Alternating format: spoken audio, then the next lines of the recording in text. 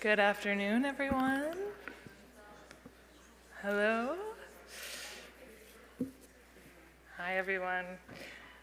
My name is Thisbe Gensler, and I'm so delighted to welcome you to today's program, Envisioning Feminist Alternatives, Stories from the Women's Health Movement. I want to extend a warm welcome and thank you to the folks at the Southern California Society for the History of Medicine, with whom we've partnered to bring today's speaker, Professor Judith Houck, to the Getty Research Institute. In a second, I'll pass it over to the Society's president, Dr. Gideon Manning, to share a little more about their program and introduce Judy. But I first wanted to take this opportunity to share a little bit about how we arrived at today's event. On the heels of PST art, which I think made clear what many of us in this room probably already understood, that art and science are deeply intertwined, we were excited to continue this interdisciplinary thinking by putting the history of art and medicine in conversation. Both Gideon and I felt now was a critical moment to address a history of women's reproductive health care as we face daily threats to women's bodily autonomy in America. Personally, I've found great inspiration in the GRI's incredible collection of feminist artist archives, which tell a powerful story of women's liberation through self-representation, community building, and education rooted in an ethics of care. The histories of the feminist art and health activism that began in the 1960s and 70s are both underpinned by a deep sense of embodiment, of a desire to know, understand, and control one's own body, to wrest control of one's own representation and treatment, and ultimately to find empowerment and self-knowledge. These shared feminist projects, from consciousness raising and political education to the cultivation of feminist networks and spaces, broadly transformed culture as we know it today. The history of this movement here in Los Angeles is rich.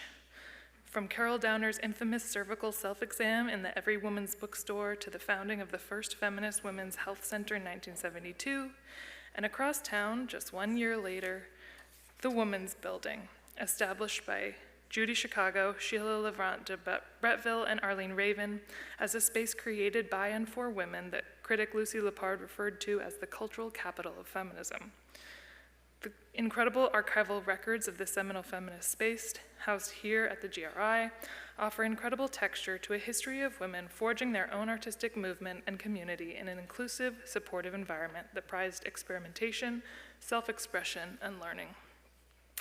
The Women's Building, as both a space and organization, supported a broad range of feminist projects, including education programs, galleries, presses, and businesses, as well as incredible artists whose archives the GRI is very lucky to house, including Faith Wilding, Barbara T. Smith, Feminist Art Workers, Feminist Studio Workshop, Mother Art, Sisters of Survival, The Waitresses, Double X, the Lesbian Art Project, Ariadne, and so many more.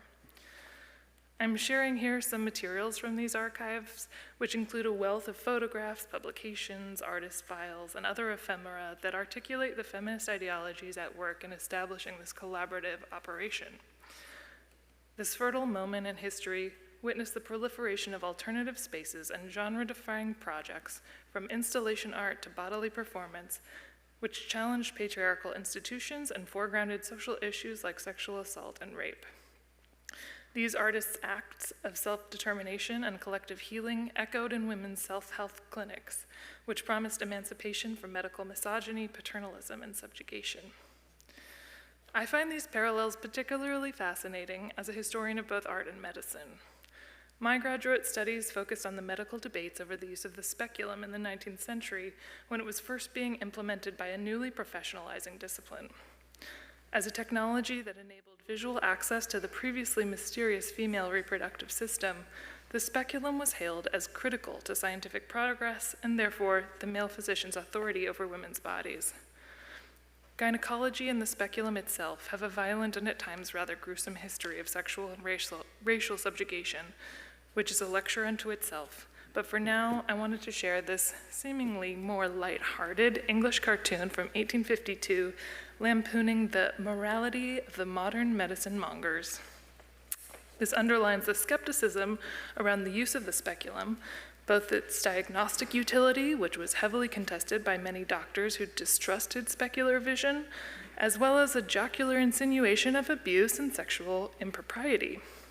Indeed, the harm such an examination would impart to a woman's modesty was equally shared by her cuckolded husband.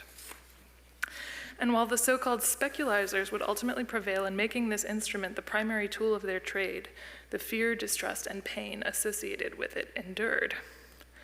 Thus, my great surprise in seeing the speculum transformed into a veritable symbol of feminist liberation a century later. As we'll hear today, members of the feminist health movement reclaimed this medical device, wresting control of its application, and in so doing, undermining both the medical and male gaze to establish a new politics of looking. But before I spend too much time ruining the lecture you all came here to hear, let me pass the torch to my co-organizer for today's program, Dr. Gideon Manning, who will introduce Professor Houck. Thank you.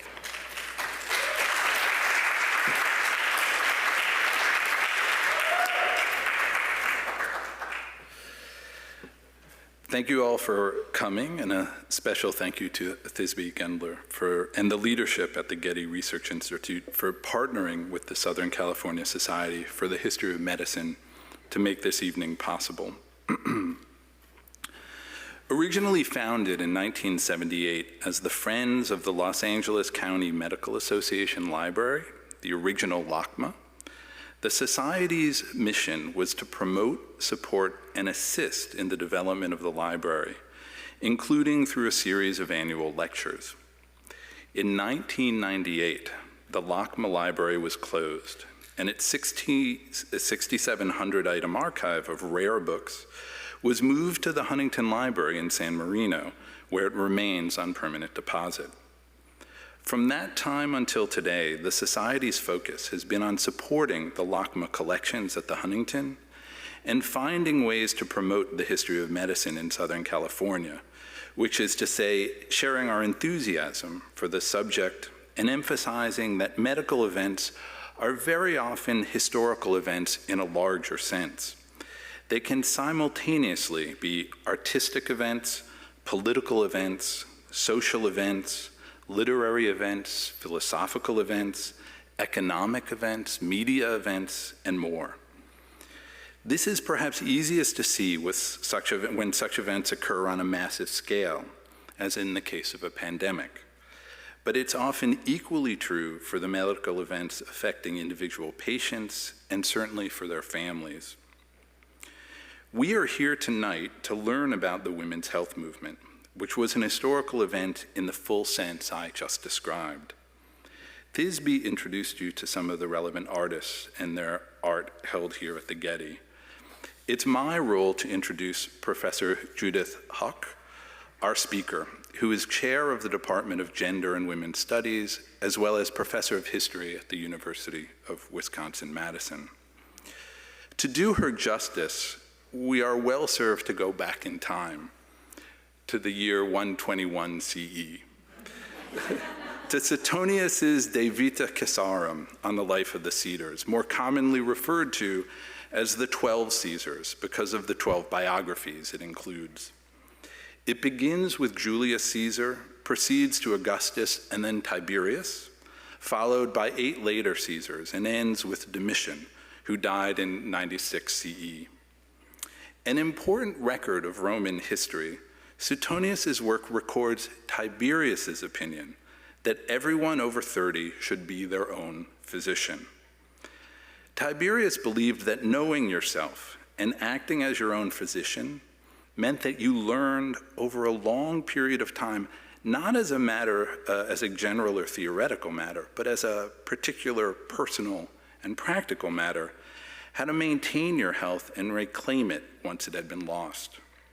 In other words, Tiberius believed 3 decades of living will overcome the state of medical ignorance into which we are all born.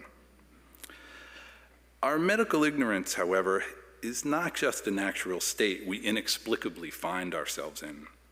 In many respects, ignorance is socially and culturally constructed, often a result of someone else's choices and the dynamics of power, as well as bias, blindness, and indifference that circulate in any society. In this regard, ignorance is surely not always a virtue, and it is not easily overcome. When mixed with arrogance and contempt, as we have seen of late, ignorance forms part of a very damaging triad. Yet, sometimes, ignorance can mix with something better, not just with curiosity, but also sometimes with purpose, resilience, and collective action. In my lifetime, and I am a child of the early 1970s, professional historians have labored to recover the lives, voices, struggles, and achievements of women, ending our ignorance of women's history. Thanks to the work in no particular order of Lucy Salmon, Mary Ritter Beard, Mary O'Brien, Gerda Lerner, Joan Kelly, Joan Caden, Rosalind Terberg Penn, Natalie Davis, and many others, several of whom are here tonight, today we know far more about the history of women's work, women's bodies, women's religion, women's writing, and yes, women's health than we did just 50 years ago. The creation of women's studies programs has had an even broader impact, however, helping to shift the historian's attention in new directions to include people's private lives, gender, and the history of sex and sexuality. Professor Houck's scholarship has helped to push us in these new directions, starting with the publication of her first book in 2006, Hot and Bothered: Women, Medicine, and Menopause in Modern America. Beyond her obvious skill at choosing a great title, her strategy of studying menopause, not just as a medical or biological event, but as an historical process and personal experience, delivers new insights into the medicalization of women's bodies. Her sources include medical theories and practices, which do not always neatly align, but also popular advice literature and the moving reflections of participants in menopause surveys. In reading Hot and Bothered, one learns about the medical approaches to menopause in the 20th century, cultural attitudes about aging and femininity, and the often fraught relationship between doctors and women patients. But one also learns that studying menopause is uniquely valuable when trying to understand modern America's medicine and culture. Her work continues to explore the relationship between doctors and women patients in her most recent book, Looking Through the Speculum, Examining the Women's Health Movement, which serves as the basis of her lecture this evening. In her words, women understood what was at stake. Women connected their relationship with medicine to their larger role in society. Unsurprisingly, then, the women's health movement had to be a political movement that sought to transform women's relationship with medicine. More than this, as she shows, the women's health movement sought to reimagine women's relationships with each other, to develop these relationships in the name of personal and political change, and again, in her words, to discover and confront the limitations of women's bonds to one another. Both inspired by and nurtured by the larger feminist movements taking place at the same time, the women's health movement is but one historical movement among many concurrent social movements led by women. In a phrase I offer to you with a nod to Chapel Roan, we are about to learn not just about an historical phenomenon, but a feminist phenomenon, with Professor Houck as our able guide. Professor Houck.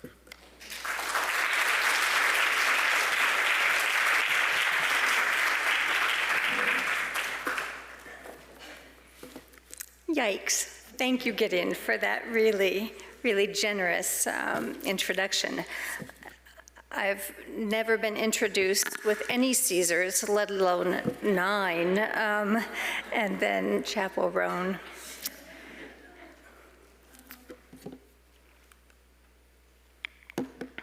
Well, I'm so honored to share my work with you today as part of a larger celebration of feminist art and feminist collections here at the Getty. I'm from Northern California and had some antipathy towards Southern California all my life, but the Getty Center, when I visited about 15 years ago, helped me fall in love with Los Angeles, and so I'm just thrilled to be part of this event. I owe special thanks to Gideon Manning and Thisbe Gensler for their invitation and for the institutions that also extended this invitation, the Southern California Society for the History of Medicine and the Getty Research Institute. I'm speaking today from my book, Looking Through the Speculum, Examining the Women's Health Movement. And as Thisbe suggested in an earlier version of this slide, this took place in 1972 in Los Angeles. So in my fantasies, one of you is both there and here, but it hasn't happened yet. So this book is a national history, telling the story of women's health activists across the country as they demanded control of their bodies and for an end to medical misogyny. But it's also a California story as I explore the establishment of feminist health clinics around the state. But the seeds of the movement were planted here in Los Angeles by two women who are no longer with us, Lorraine Rothman, who died in 2007, and Carol Downer, who died just this year.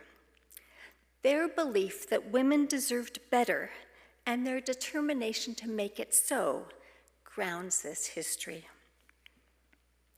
Now, the history of the women's health movement is embedded in a larger women's movement that emerged in the 1960s and flourished in the 1970s. This movement demanded many, many things: equal pay for equal work, increased political representation, recognition for women's perspectives and talents in art and literature. Strands of the feminist movement focused explicitly on women's bodies, noting how vulnerable women were to violence both inside and outside the home, and the indignities and the dangers of sexual objectification. Activists demanded greater control of their reproduction, both to end involuntary sterilization and for access to contraception and abortion. The women whose stories I tell in my book believed that the ability to control their reproduction was necessary for their ability to control their lives. But they also believed that physicians and other medical institutions had too much control over women more generally, gatekeeping medical knowledge, dismissing women's complaints, subjecting women to sexism, assuming that women were sick. These activists wanted to model feminist health alternatives to the medical status quo, with women in charge of, well, women's bodies. And we've seen this place before, but this is one of the very first feminist health clinics in anywhere, and this is Los Angeles on Crenshaw. There were several versions of this on Crenshaw, but I think this is the first. I offer today a talk in 4 stories. First, I will describe the vision of the movement. I will explore its goals and its demands, but I will also focus on the literal view that launched one branch of the larger movement. Second, I will examine how identity and identity politics shaped activists in the movement. The third and fourth stories focus on 2 different feminist health clinics. I show how each of them responded to external and internal challenges, and how those challenges forced change within the clinics. Story 1, self-help. In the 1970s, across the country and around the globe, women gathered to peer into the inner recesses of their bodies, to see parts of themselves that had long been controlled and surveilled by men, their fathers, their husbands, their physicians. Perhaps they struggled to maneuver the plastic speculums, and they fidgeted a bit against the pillows as they figured out where to shine the flashlight and how to get the angle of the mirror just right. They often felt self-conscious about their exposed bodies, at least at first, surreptitiously glancing at the women next to them, wondering if they too had hair on their thighs, wishing fervently to stop sweating. Perhaps they wondered if something on their body was too big or too small, too wrinkly or not there at all. But through their shame and their fear, spurred on by their curiosity and their excitement, women, college students, clerical workers, faculty wives, high school students looked. They looked at each other and they looked at themselves. Now, what women saw when they peered between their legs varied tremendously. Some found a short-lived political projects, while others found a roadmap for the rest of their lives. Some saw eternity, others saw the passageway of life. Well, and still others merely saw their cervix. This collective view of women's previously unseen interiors played a critical role in the emerging women's health movement. With the plastic speculum, oddly enough, with this plastic speculum, a mirror and a flashlight, cervical self-exam allowed women to see into the previously hidden recesses of their bodies, share their bodies with other women, and in theory at least, wrest control of their well bodies from the domination of the medical profession. It helped women envision women's health in women's hands. From its 1971 debut in a women's bookstore, the cervical self-exam, also called gynecological self-exam, was the centerpiece of a larger feminist practice and politics known as self-help. Self-exam and other self-help practices, symbolized by the plastic speculum in an upraised feminist fist, spread quickly across the nation and beyond, providing the foundation for one strand of the women's health movement of the 1970s. Now, self-help challenged medicine on several fronts, condemning its embrace of profit, its mystification of knowledge, and its procedural gatekeeping. Women, self-help advocates insisted, needed knowledge, they needed confidence and support to gain control of their bodies, especially their reproduction, and to liberate themselves from patriarchal oppression. So in a nutshell, self-help brought women together to learn about their bodies in community, to diminish their discomfort with their bodies, to decrease well women's reliance on medicine, and to empower women to take greater control over their lives. So here you get the evidence that the speculum was indeed powerful. Here is Wonder Woman vanquishing some of the forces of women's oppression. I'm not supposed to turn around and look, but down there at the bottom, some of the forces that she's vanquishing include the AMA,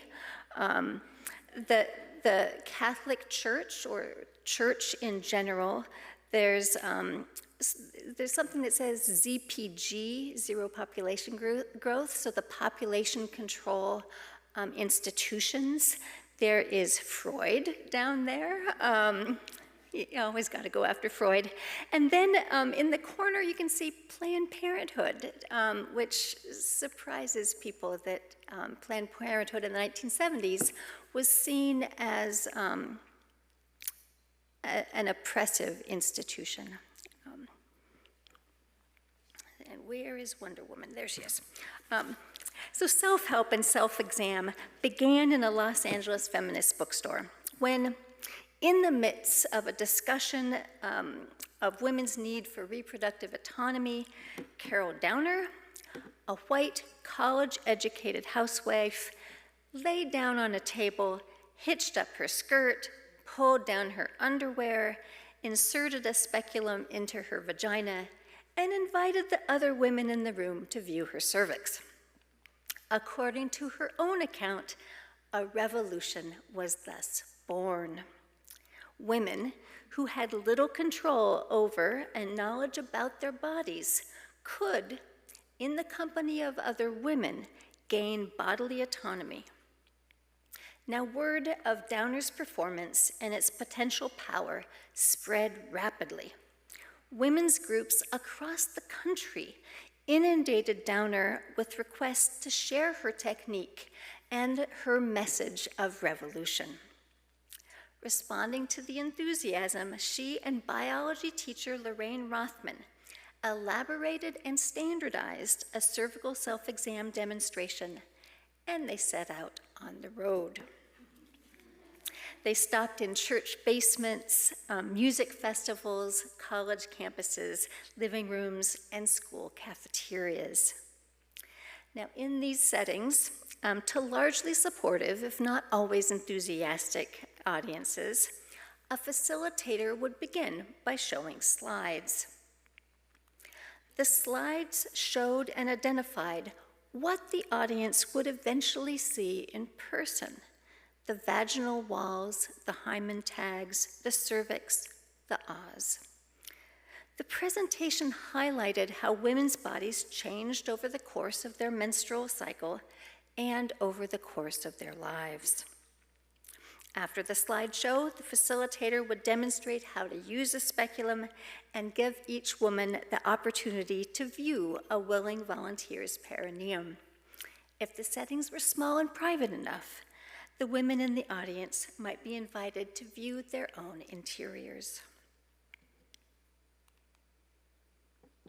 I love this picture because look at how happy they look. Not all of them, right? I mean, so happy, concerned, unsure, but I do love the joy on some of the faces. Now, the goals of these demonstrations were modest, but they were strategically important to the movement. They were meant to provide a basic roadmap of women's bodies at a time when many women did not have a basic roadmap. They were meant to encourage and validate curiosity about their bodies, to chip away at women's bodily shame, and to inspire discussion and trust among women. Most ambitiously, they attempted to recruit women into a self-help movement that could wrest control of women's bodies, particularly their reproduction, from the medical profession, and thereby further the cause of women's liberation. Did it work? Did women come away from slideshows feeling less alienated by their bodies, or in extreme cases, ready to devote their lives to the cause of women's liberation? Well, clearly, most of the women who saw this slideshow, who peered into a stranger's vagina, left no record of their impressions. But still, the evidence suggests, not surprisingly, that women had a variety of reactions to the spectacles of vaginas on stage and screen. And you can see maybe a variety of reactions here. Some women apparently could not bring themselves to watch the demonstrations, even though their presence testified to their curiosity. Others, however, found in self-exam something worthwhile and perhaps sustaining. A woman in Omaha, Nebraska. So this wasn't just a West Coast thing, right? This was Midwest thing too.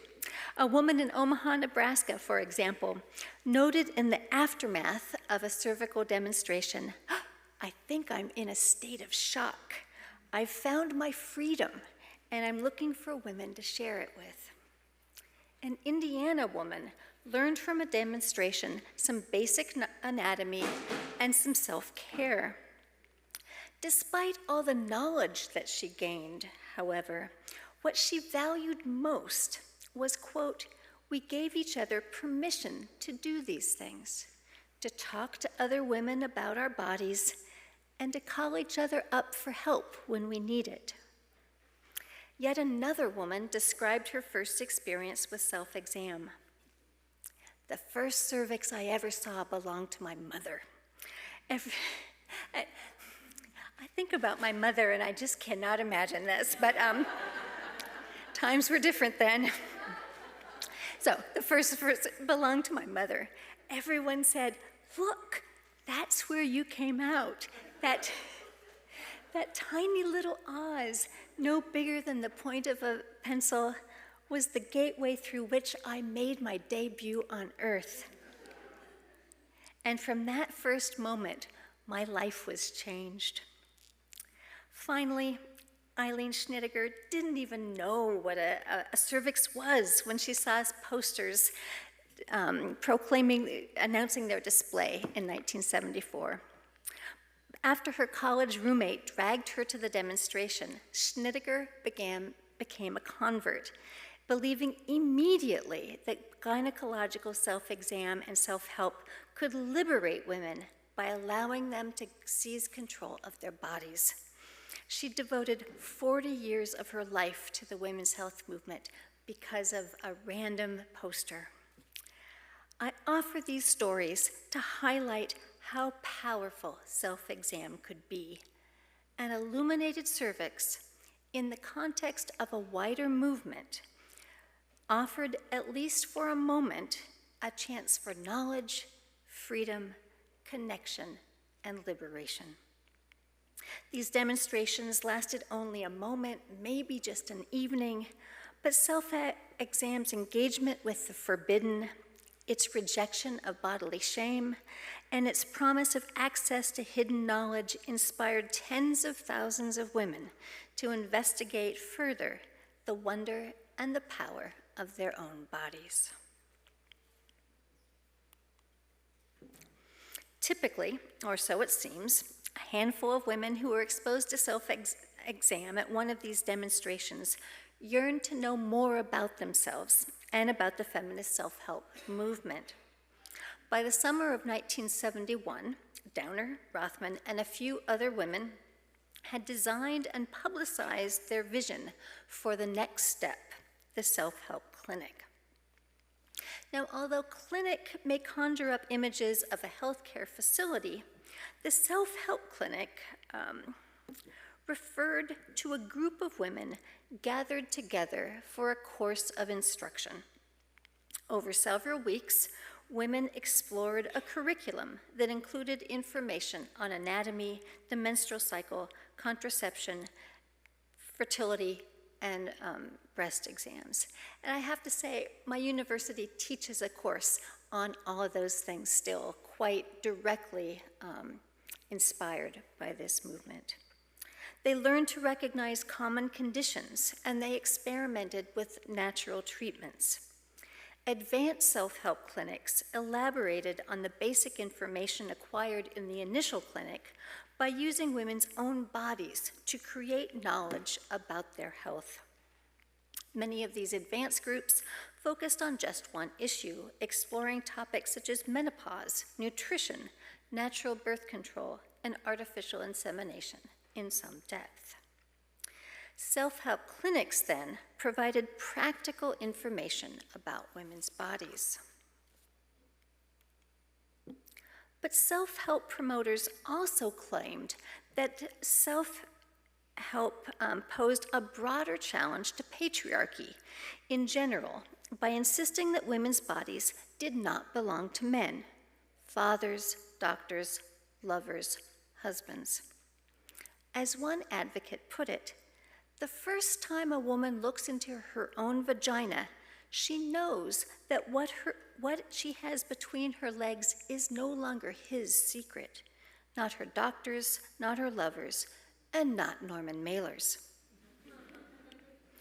This content and others like it suggest that self-help clinic provided a political as well as a practical education. For many feminist health activists, however, the ultimate value of self-exam and self-help came by its use in a group. The collective experience of the self-help clinic worked powerfully to build community and connection among women.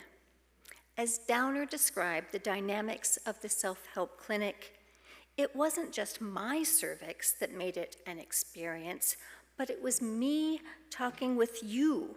We're building ties to each other, and we're taking care of each other. And I think we're building something that's bigger than any one of us. Clearly, for its proponents, then, the power of self-help extended beyond the development of alternative knowledge. Trust, nurturance, and interdependence among women were fundamental elements of self-help. In summary, then, self-exam and self-help politics provided the foundation for a major stream of the women's health movement.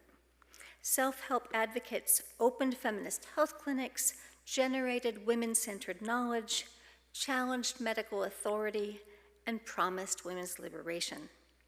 Self-help provided the vision for restoring women's health to women's hands.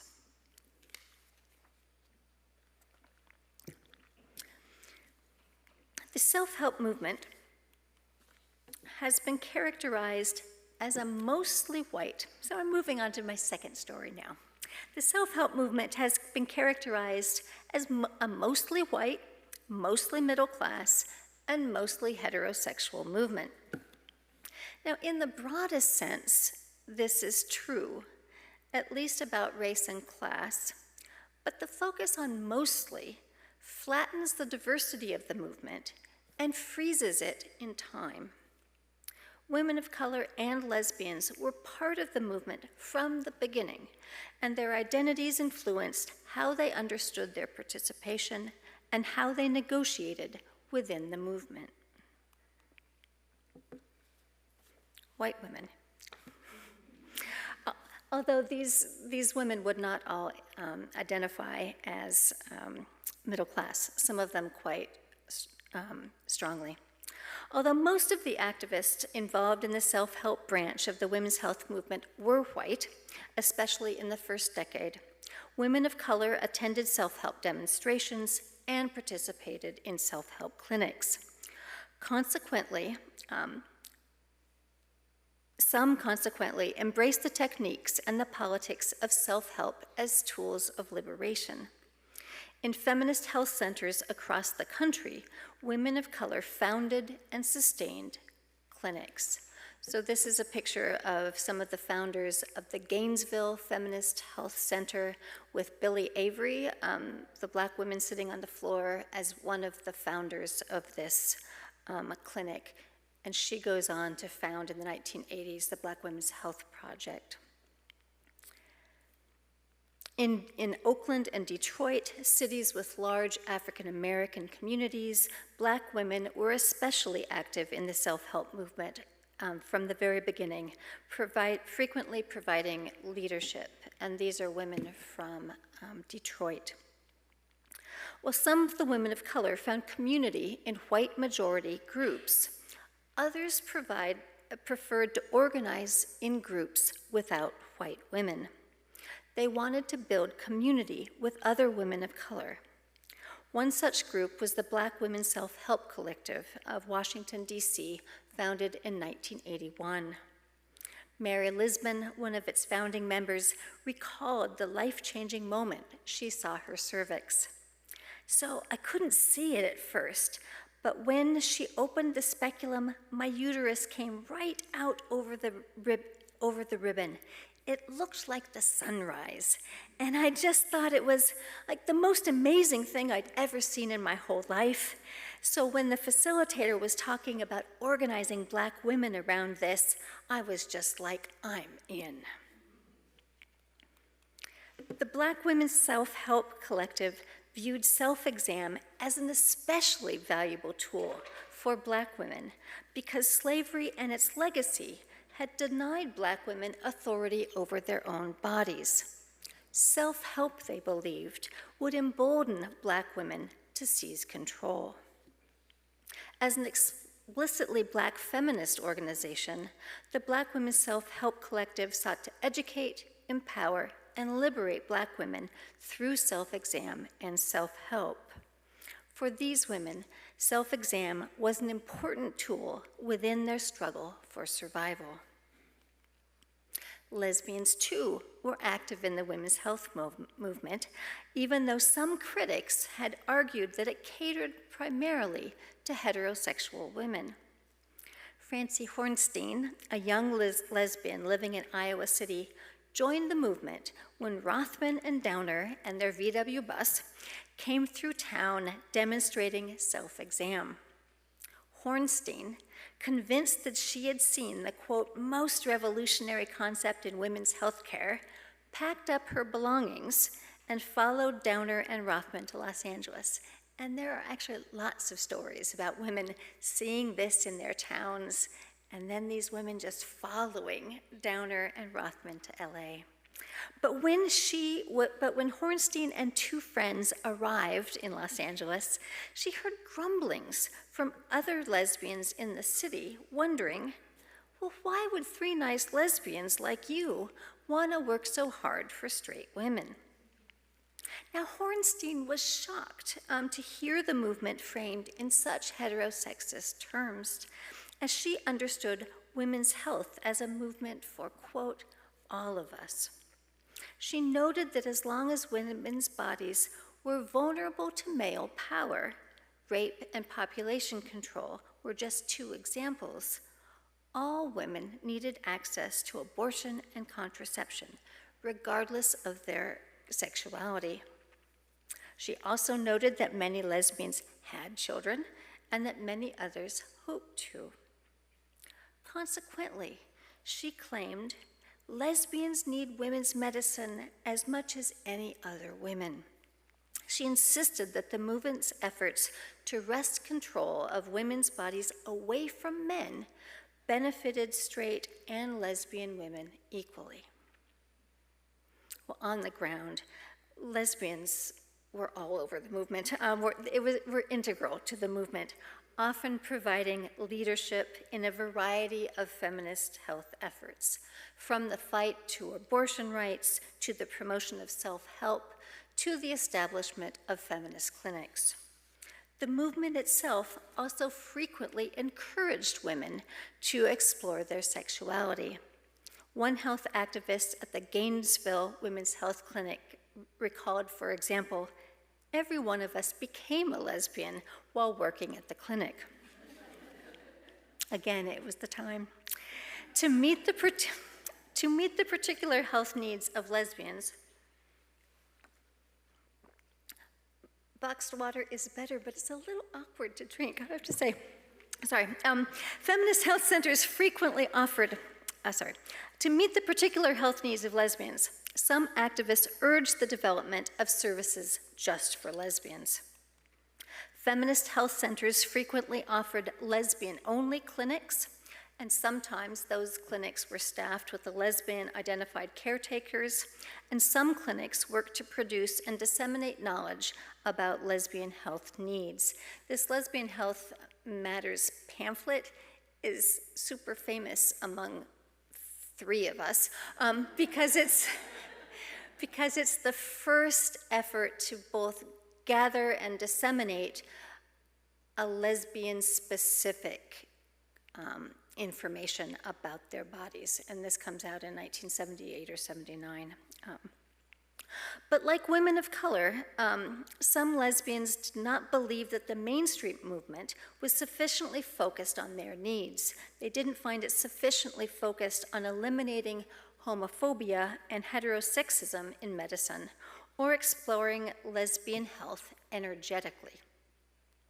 These activists broke away from the larger movement to provide support and services to lesbians more directly.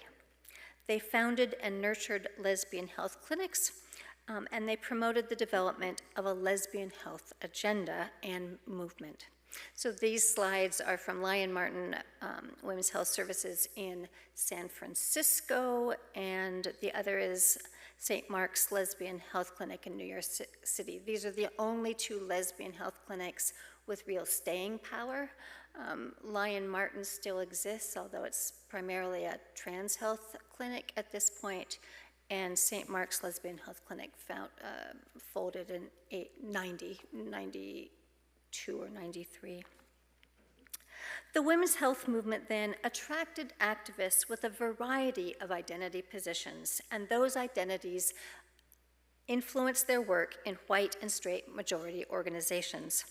Some lesbians and women of color, however, moved away from white or straight-dominated organizations to focus more directly on the health needs of their own communities.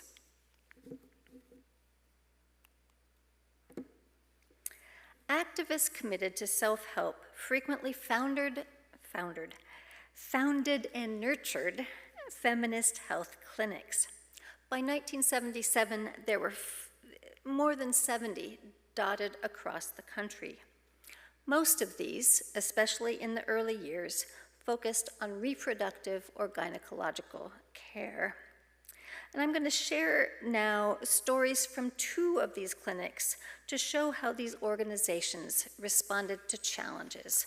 One of them responding to external challenges, medical misogyny, and the other responding to internal challenges.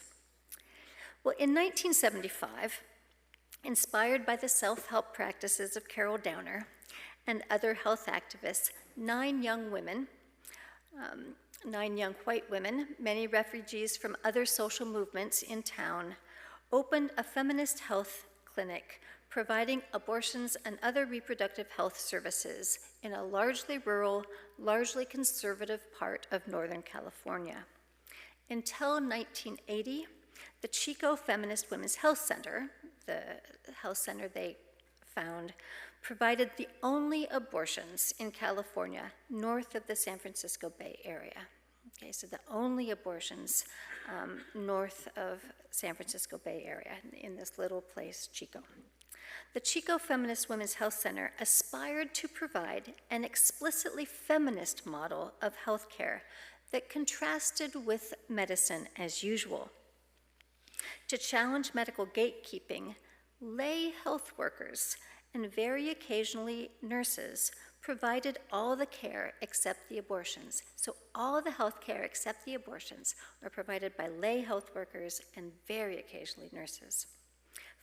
So lay women called all the shots.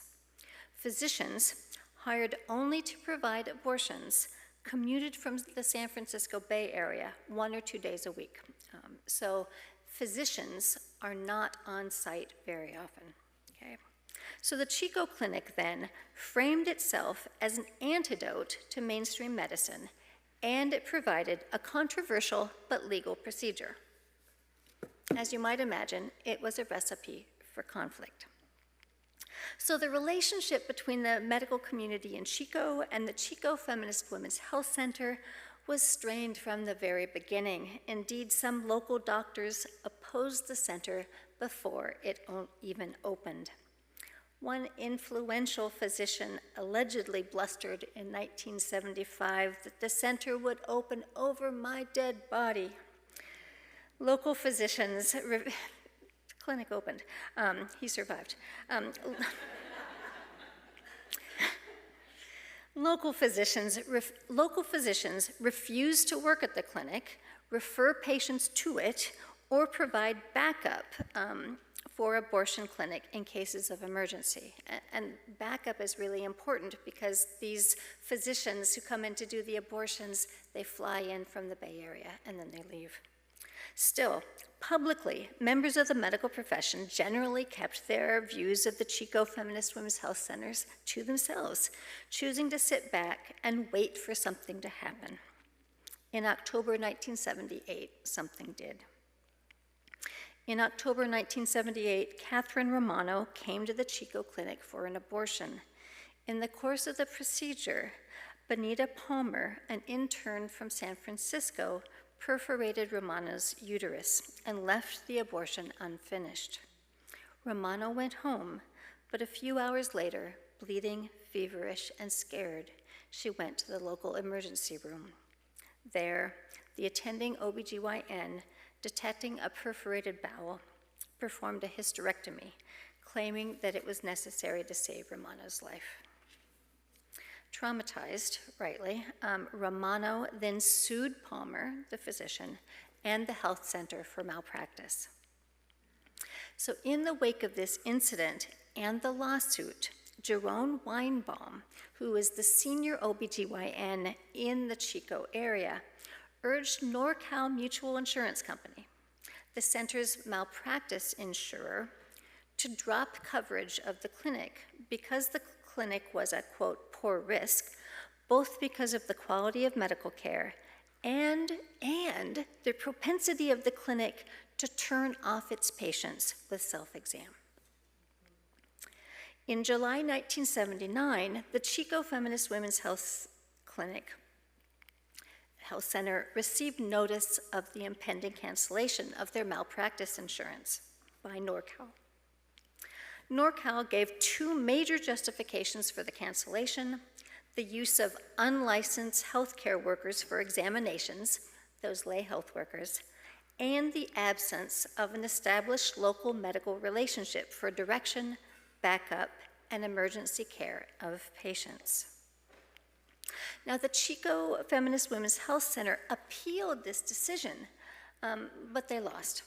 Its new insurance carrier charged them roughly twice as much money for significantly less coverage. The directors, however, had been working on another strategy to challenge the medical profession. The day after they received the cancellation notice, the directors began researching and building the case for an antitrust suit. In January 1981, on the 8th anniversary of the Roe v. Wade decision, the Chico Feminist Women's Health Center filed a federal antitrust suit against 8 local obstetrician gynecologists, a nurse practitioner, the local hospital, the Butte Glen Medical Society, and the NorCal Mutual Insurance Company. The complaint alleged that the defendants, in violation of the Sherman Antitrust Act, conspired to restrain trade by limiting the activities of the health center. More specifically, the plaintiffs claimed that the defendants had interfered with the center by refusing to work there or provide medical backup, dissuading local physicians and nurses from working there, from defaming the center to current and potential clients, refusing to refer clients to the center, and urging the cancellation of their malpractice insurance.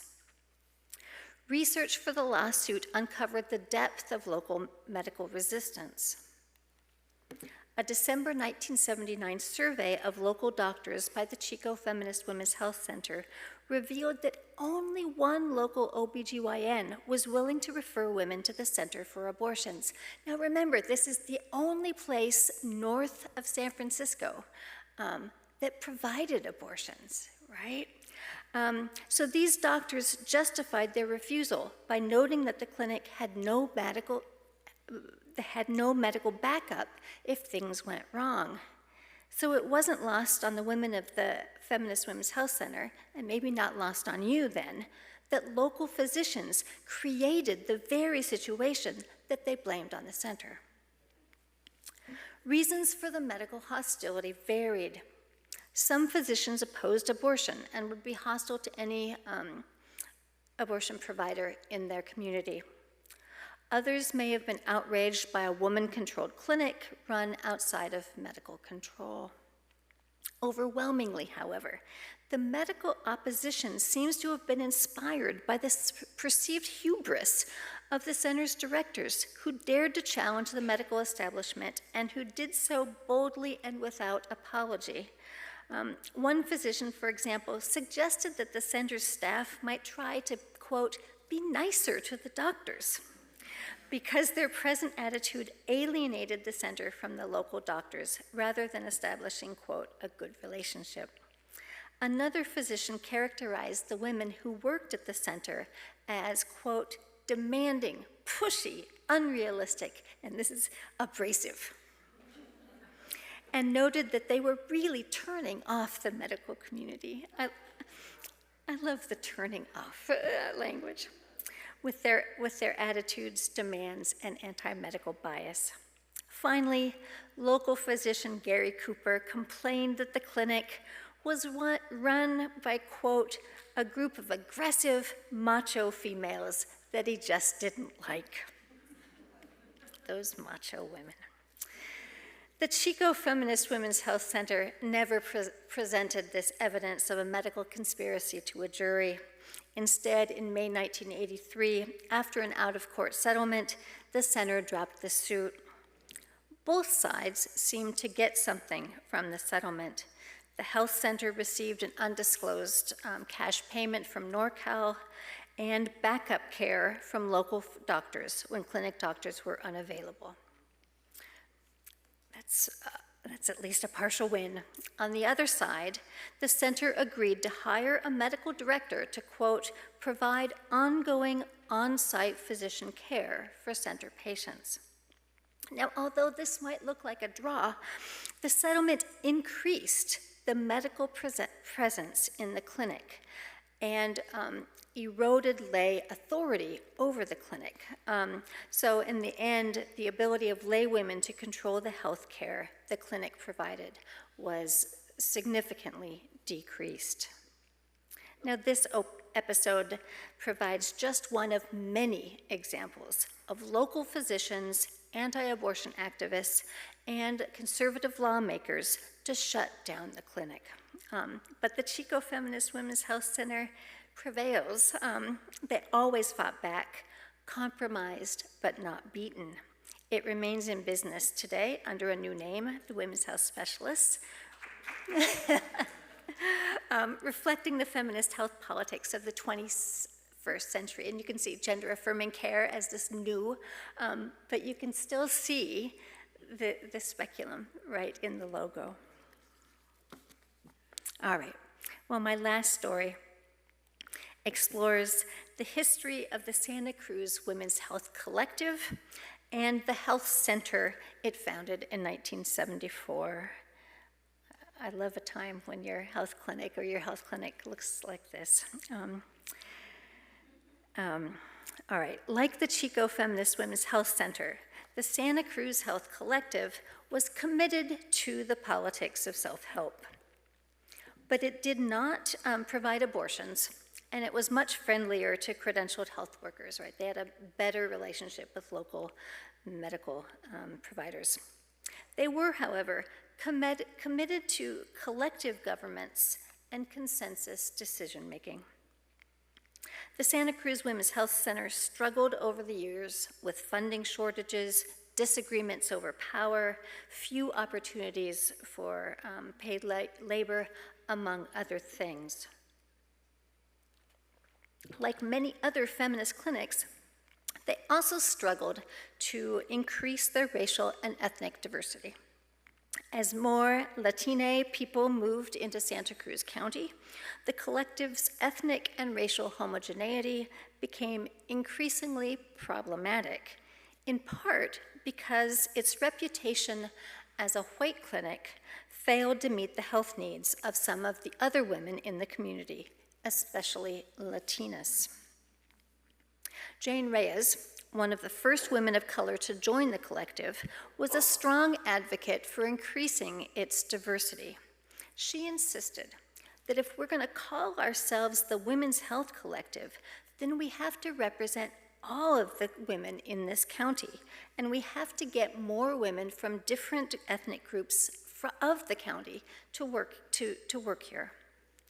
Now, while the white members of the collective supported this goal, absolutely, they did not know how to make their organization attractive and accessible to more women of color, and nor did they understand how to attract more clients of color. Despite Reyes' pressure, the collective remained a mostly white organization throughout the end of the 1970s. In the early 1980s, the collective recommitted to diversify its staff and its clientele. One of its central initiatives was the creation of a bilingual outreach program. Using grant funds, the collective hired 2 bicultural, bilingual health counselors, Rosa Maria Zayas, a Puerto Rican woman with a long history of community organizing, originally in Los Angeles, and Carmela Saavedra, a Mexicana farm worker and pre-med student, to facilitate the center's outreach in Latina communities. Hiring these women of color allowed the collective to increase its reach, building bridges between the Latina community and the center's services. The bilingual outreach program's dream of bringing health services directly into underserved neighborhoods was realized in the summer of 1982. The mobile health unit shuttled between Davenport in the north part of the county and 2 low-income neighborhoods in the city proper, using Zaya's elegant, if ancient, 9-person Dodge van, and I just love this image of the van, outfitted with a library, Spanish-speaking handouts, a mini lab. The van also offered basic health screenings right there in the van, prenatal care, nutrition classes, and reproductive health counseling. This mobile health unit served as a link between the Latina community and the bilingual services that were available at the clinic. Despite the successes of the mobile health unit and other efforts of the bilingual outreach project, the process of building an inclusive collective proved difficult, contentious, and protracted. As longtime member Laura Giggs described in her often reprinted article, The Challenge of Change, the white women underestimated the introspection and the political reorganization required to create a health center attractive and responsive to more of the women in the community. Some of the new hires were frustrated and alienated by structures and practices of the collective, especially the commitment to consensus-based decision-making. According to some of the white collective members, the Latina hires demanded a complete overhaul of the center's management. Whether that's true or not, I don't know, but that was the white women's perspective. And some of the more established white members, proud of their accomplishments and committed to their version of feminist politics, felt misunderstood, diminished, and insulted. The Latina members felt the same way for different reasons. The effort to make the Santa Cruz Women's Health Center a welcoming place for a more diverse group of women was hard work. The people involved, the white women and the women of color, frequently felt frustrated, angry, and demoralized. And yet, many of them persisted, urged on by their commitment to serving the women of their community. Collective member Marilyn Marzell told me, although she was sometimes overwhelmed by the tensions around her, she was buoyed by the voice of feminist civil rights activist Bernice Reagan, reminding her that the struggle ahead, quote, ain't easy, it's hard. As Reagan, who frequently worked in multiracial, multi-ethnic coalitions, put it, wherever women gather together, it is not necessarily nurturing. It is coalition building. And if you feel the strain, you may be doing some good work.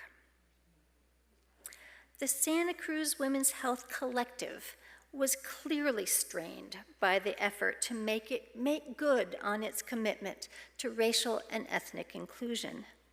Its commitment forced radical changes in the Santa Cruz Women's Health Center's mission, structure, and politics. Most significantly, the center abandoned its collective structure, hiring an administrator in 1984 to guide the center forward, so no longer would the collective make collective decisions. The surviving Santa Cruz Women's Health Center became a different kind of feminist enterprise, less devoted to contesting medicine as usual, showing women their services, and fomenting revolution. Instead, the Santa Cruz Women's Health Center emerged as a comprehensive, explicitly multicultural health clinic, poised to identify and meet the health needs of its community. These stories describe what was possible when feminist activists came together to challenge the forces of patriarchal oppression. They imagined new ways to know their bodies, control their reproduction, and secure their health outside of medical control. They built clinics to provide feminist models of health, stood up to medical misogyny. They built clinics, and they responded to demands for greater inclusion. They channeled their determination, their rage, and their vision to create profound change. At this moment, when our leaders are targeting some of the most vulnerable members of our communities, when programs, agencies, and organizations meant to keep people fed, safe, healthy, and educated are eviscerated, these activists give me great hope that determination, rage, and vision can again create change. Thank you.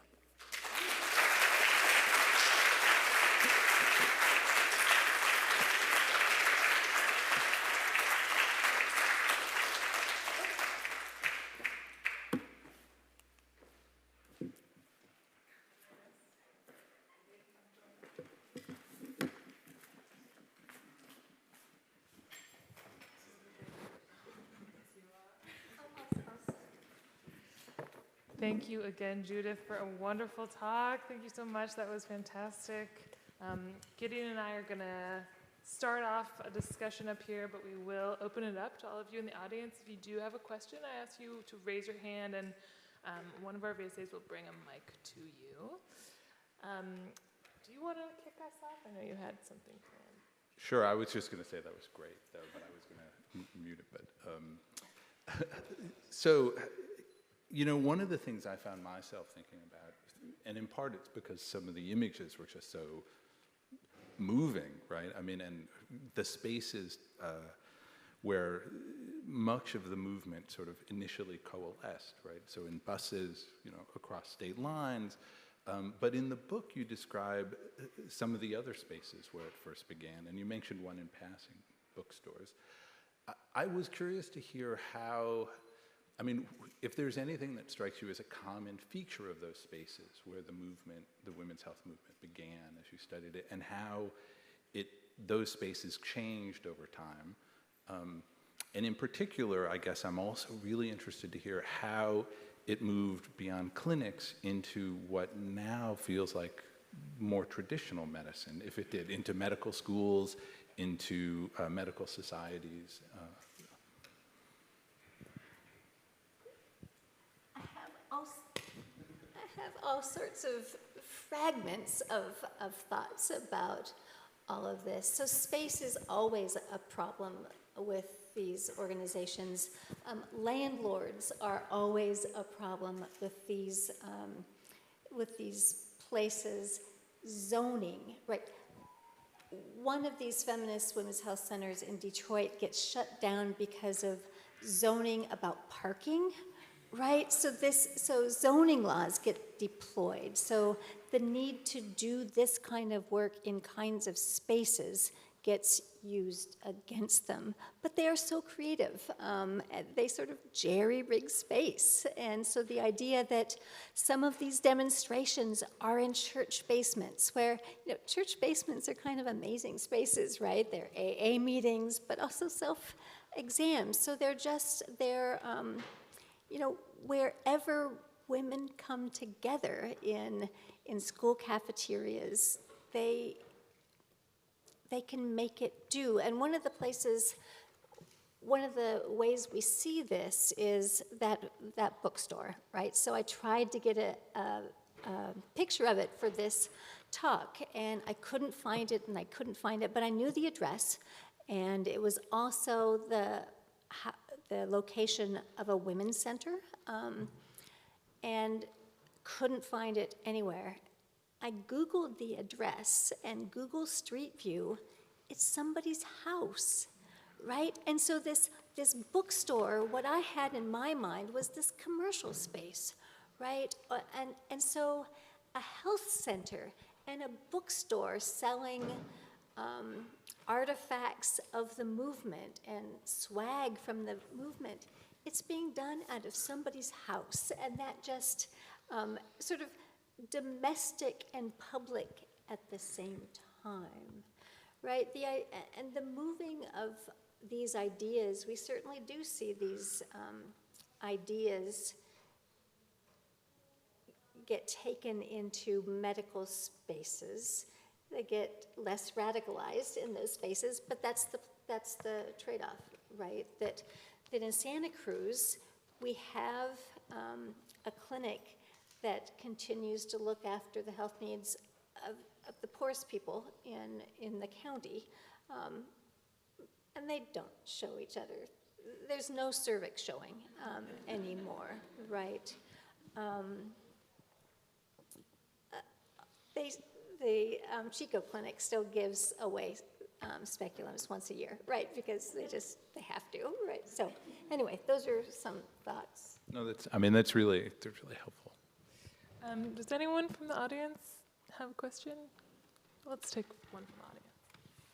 Hi, thanks so much for your talk. It seems like part of the critique of kind of the medical establishment was the profit-making aspect. So I'm curious if you could talk a little bit more about the finances and economics of these health clinics. You know, do women pay to go there? It seems like there's at least some volunteer labor, but if you could talk a little bit more how it was financially feasible. Yeah, so the profit motive is a big part of the critique. I would also say just gatekeeping is as big, and the sort of information concealing, but how do these work? They worked in all kinds of different ways. So some of them rely on federal Title X, right? So they are providing reproductive services that paid for by the federal government. So that's one of the ways that they stay afloat. Chico. Santa Cruz, again, starts with little tiny grants, and then it's fee for service. But Santa Cruz relies a lot on volunteer labor. The place that I alluded to just briefly, one of the lesbian health clinics in New York City, that is solely volunteer labor all the way through, right? All the way through. The Carol Downer associated clinics, they all have this name, the Feminist Women's Health Centers. They don't believe in they don't believe in volunteerism. So everybody who works there gets paid a wage, always. And that might not be very much, but they are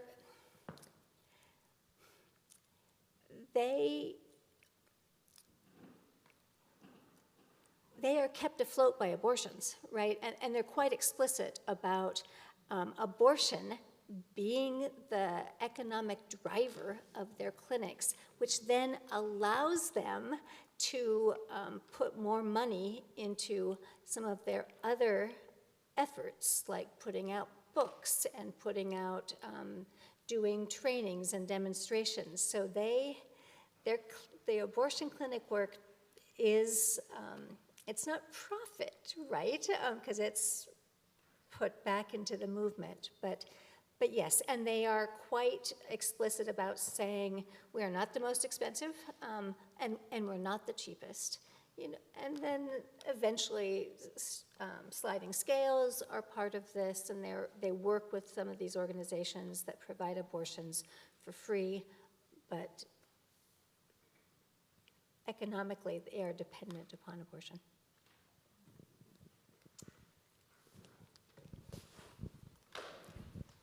Thank you.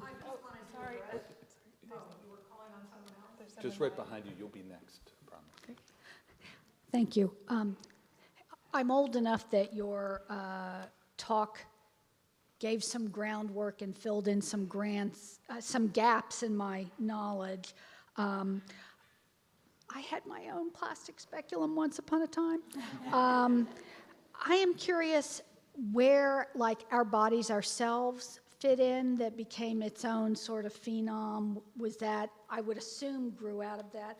I'm also, do you feel like talking about how Planned Parenthood went from being, what were they, a tool of the medical establishment to what we need?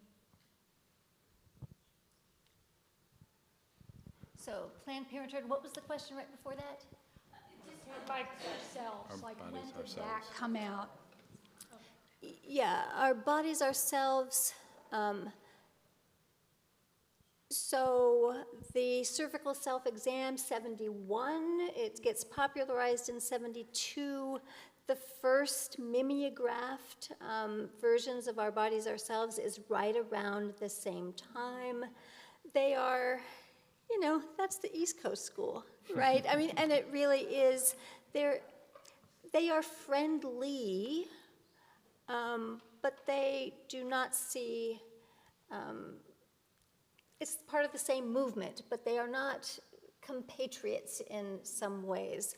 So our bodies ourselves it is the same project in some ways, this sort of women-generated ideas about their bodies and using bodies as other women as experts, all of that.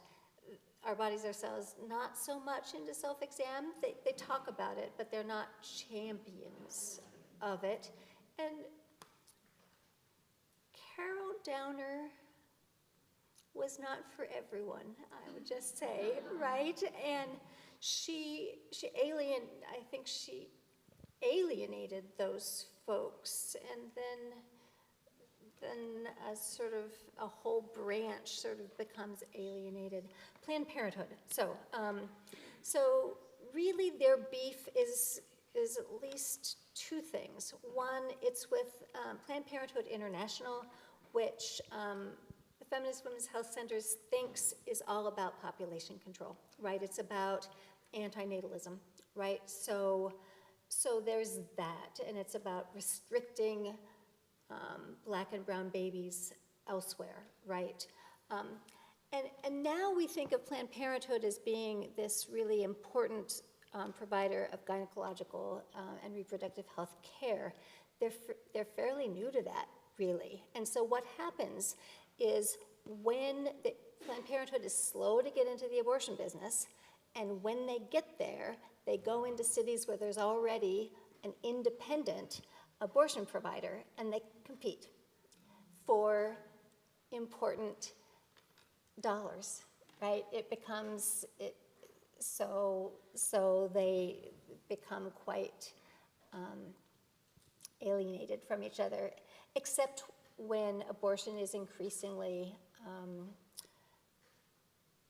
fought against, right? When anti-abortion violence heats up, then Planned Parenthood and these folks sort of have a truce.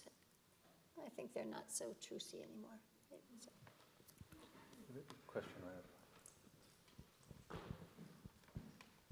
Well, I was affiliated with the Feminist Women's Health Center in LA for a while, and I just wanted to address your question about spaces. It was actually located in a Black neighborhood, and the first time I went there, I fell in love with the neighborhood and ended up later raising my adopted children there, and I'm still affiliated. My kids live there now. And the thing about our bodies, our bodies ourselves, lesbians didn't like it. Yeah, that's right. It was too, I guess, heterosexually oriented. So I just wanted to make that point too. So there was, like, in the second or third edition of Our Bodies, Ourselves, they had to commission a chapter about lesbians, right? Because none of the original founders of Our Bodies, Ourselves were in it. And so that, they have to outsource the lesbian chapter. Yeah, absolutely. While we're on the subject of Our Bodies, Ourselves, I wonder if you could talk a little bit about the pamphlets and the press and all the publications that came out of this movement, many of which we still have, and the art that was in them. I mean, graphic design that was in them, the iconography of the speculum. I mean, there's a lot of artistry there. I think it also helps us understand your archival process to kind of see where your sources were and kind of what was your visual material, since this is such a important story of visualization, but also of oral history and her story. So maybe you can talk a little bit about your materials. You can tell I'm not an art historian, because when my editor said, well, maybe you want to put some visuals in your book, I was gobsmacked, right? I hadn't even thought, oh, yeah, that would be nice. So when I did try to provide some images of this, yeah, all of these newsletters have these really great illustrations and really trying cartoons. There's a lot of use of cartooning politically, like some of the earliest sort of pro-abortion literature has these great cartoons. So yeah, visual storytelling was really important, I think, to this elements of this movement. In sources, more generally, Gideon asked me about my sources too, and I was a magpie in the sense that beggars couldn't be choosers, right? I used everything I could. And I use a lot of oral histories. I talked to over 75 women who were active in the movement. And I wanted their stories, but I wanted their documents too, right? And I didn't know that at the time. But sometimes women would come to these interviews with me and say, I was in my attic and I found these, maybe they will be of use. Wow. And I would swoon every time, just that but it suggests this awareness that they were doing something. They knew they were doing something. They hoped they were doing something monumental and momentous, right? And so they kept their documents, and it's really, and some of them were gracious enough to share them with me. The feminist press was instrumental in all of this, really telling me, so who is on the self-exam bandwagon other than these women themselves, right? And you could find these debates about, is this navel-gazing or cervix-gazing, or is this revolutionary, right? There was a debate about that. But the oral histories were just so wonderful. It's only partial knowledge, right? And you can really, the ones who would speak to me influenced the shape of the book. But yet their generosity was just so astonishing. And just Carol Downer let me go through her shed, right? And take pictures of all sorts of things. That her shed is now, I think, at Duke, right? She has donated those documents. But I started this book a long time ago, and a lot of the documents were in her shed. So from the Los Angeles story, yeah. I think we have time for one final question, so maybe over here. Somebody Oh, sorry, in the back. In the back.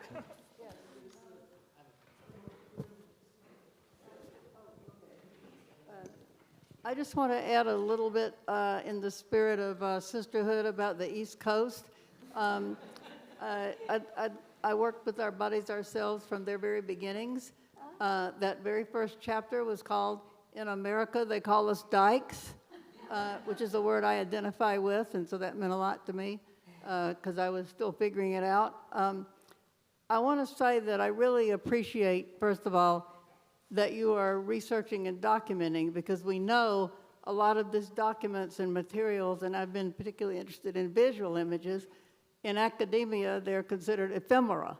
So they're often lost until somebody held on to something in their attic or their basement, or passed it on and some grandniece or granddaughter finds something and said, oh, what in the world was this? So I worked very directly with the late Esther Rome, who wrote the menstruation chapter in Our Bodies, Ourselves.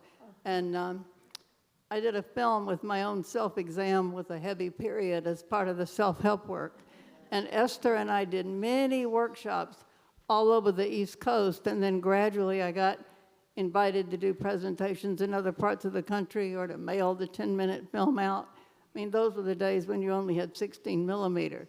Now, that was because I had the privilege of being white and being in graduate school. So I was able to get into a class I shouldn't have been allowed into because a feminist filmmaker supported me getting in there. And so I had access to the equipment that way because I didn't know anything about filming. But that, a very important thing you had said earlier, was the spirit of the times, where the support of everybody to everybody was part of what called folks forth. So I wonder if you could comment here about how I think the importance of the clinics can't be overestimated, but there were also many other models, some of which Our Bodies, Ourselves. Their very first newsprint by the socialist New England Free Press was called Women and Their Bodies. And by the second edition, they realized it was our bodies, ourselves. And one of these other models was some of us will do clinics, some of us will do community education, some of us might go into academia, where I was on the boundary thinking, how else am I going to be an activist and get to do the stuff I'm doing? So there were models that were more education-based. That's how I met Billy Avery. There was figuring out what communities you could be in. So the clinics were one important choice that women were making, but traveling, moving, giving education about how to do self-exam, or in my case, how to do workshops with Esther, which then I also did myself, on having girls and women talk about their menstrual experiences. There was no one right view about it. The point was, tell your own stories. And the self-exam part was, you get to look and see something that men have seen that you haven't seen. We did workshops in public housing. We did workshops with prostitutes, or, we did. So these were models that don't get as easily recorded sometimes as an actual physical clinic.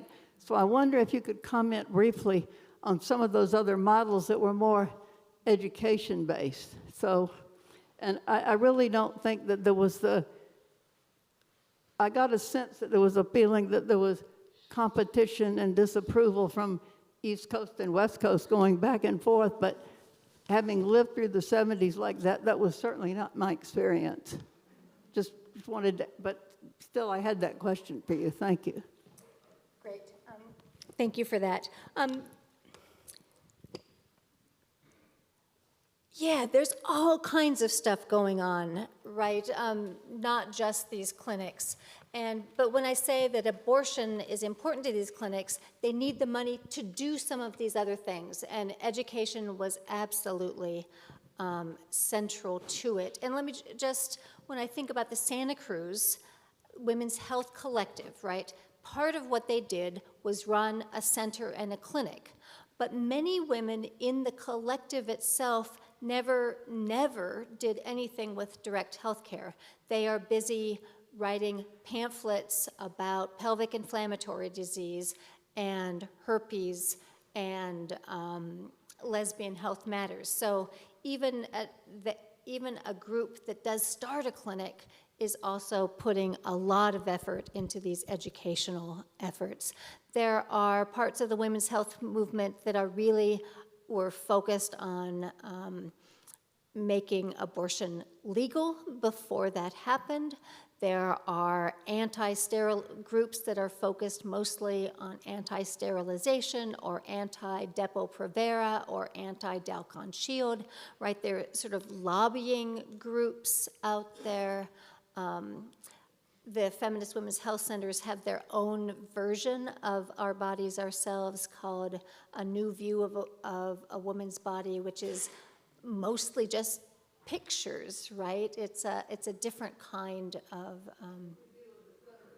yeah, that's right. Well, you'd get arrested for child porn now if you tried to, remember the pictures of the children in Our Bodies, Ourselves? Oh, yeah. Remember? I do. Yeah. You couldn't do that anymore. Yeah, that's right. Well, unfortunately, I think we have to stop here, but we can continue this conversation over a reception, which I hope you'll all join us for. And let's again give a round of applause for Judy's wonderful talk. Thank you so much.